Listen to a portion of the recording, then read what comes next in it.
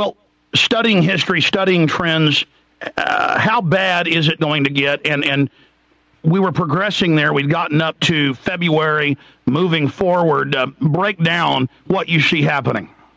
So we think the first cracks are going to become very evident in February. When the cold winter sets in, people are going to feel the hardship. From then on, it's going to go downhill from there.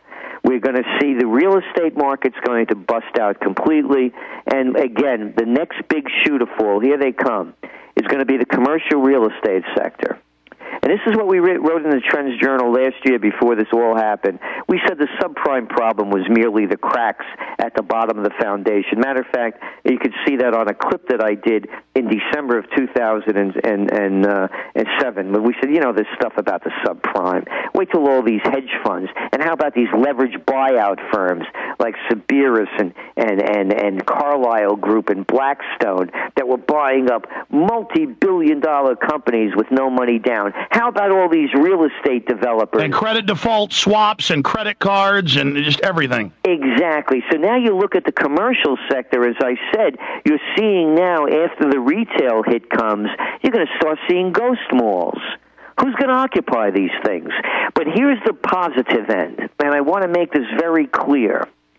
As the giants fall, they're going to leave big gaps left behind. And that's for the entrepreneurs to move into these slots. You see, what's happening, Alex, is this is, by the way, more than just the collapse of the markets. This is the decline of Empire America. This whole corporate model is built upon growth and expansion. Let's take first the retail sector. They get their money and their stock, people to buy stock in them by the amount of new stores they're building each year, their expansion. Now they're in decline. It's not as though these are brilliant managers and increasing in-store sales.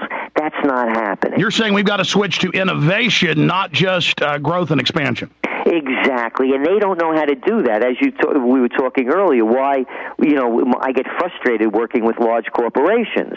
The innovation's not part of their DNA, or else if they were, they wouldn't be them. All they know how to do is make money. That doesn't make you smart; it makes you shrewd. So there are very different things here. So this is going to be a great opportunity. Something old and ugly is dying that deserves to die. Now let's take it to the other level, agriculture. The agricultural model is built upon producing massive amounts of product and then shipping it far distances. Guess what? Can't do that anymore. This is a great time for local communities, buy local. If the people want to thrive and survive in these times, they have to put their focus locally. Support everything you can locally. Don't buy a thing that you don't have to. And by the way, people ask me, what should I do? I go, first thing you do is call up whatever town you're living in and tell them to shut the damn lights off that are lighting up all these municipal buildings. It costs money. My father, there was 7 of us, and I grew up in the Bronx, and may his soul rest in peace, he used to say to us, shut the lights off. What do you think, I have a pull with Edison? Shut the lights off. Stop, I don't want to pay for this stupidity. So this is where we're going, and then we're going to start seeing the tax revolts.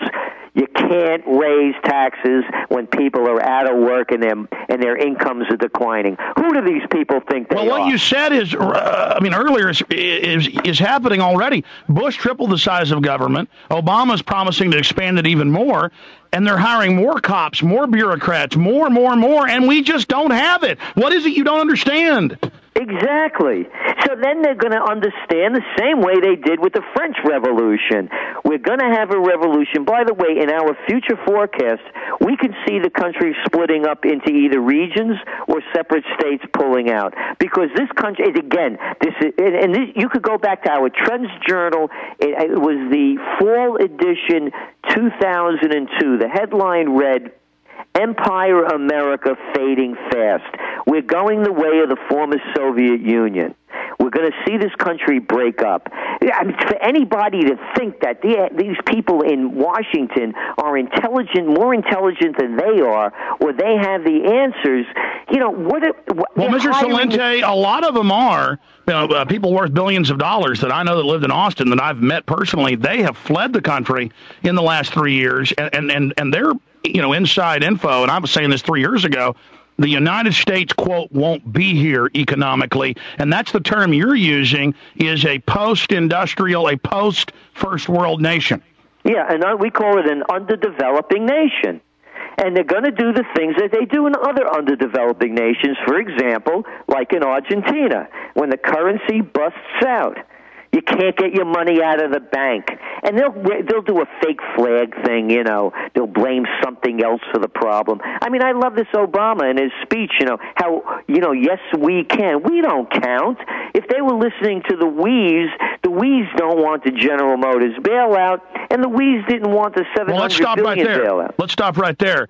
You talk about a false flag, some type of staged event or a group of staged events to keep the slaves rallied around the bankers while they slit our throats? You got it. Look, there's nothing that they say that I believe. Read my lips, no new taxes. I didn't have sex with that woman, Monica Lewinsky. I smoked, but I didn't inhale. I'm no crook.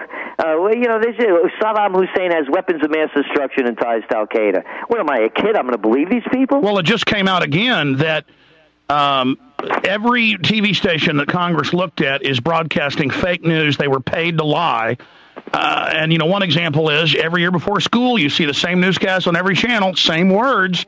And I knew it was paid for then, but now they admit it and they say it's the law to take vaccines. There is no law. I mean, that's how bankrupt and evil and corrupt, and they aren't going to stop. Now,